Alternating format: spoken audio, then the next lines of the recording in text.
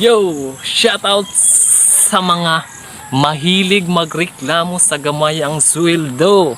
Mga kaikang, ganyan talaga ang buhay dito sa Pilipinas. Kapag dili ka nakapag-aral, ganyan lang talagang makukuha mo. Maximum na sweldohan, 350. Pero kung gusto mo naman magtaas ang kita mo para madugangan ang panggurugastos mo sa radlaw, may mga time pa no ka mo na ginasayang nyo. Usad na didaan email, usad na nang ka scroll nyo sa Facebook.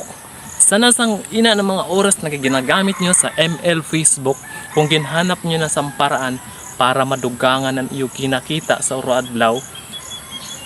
Wala naman san imposible na yan na nadili ka maasinso dahilan sa teknolohiya.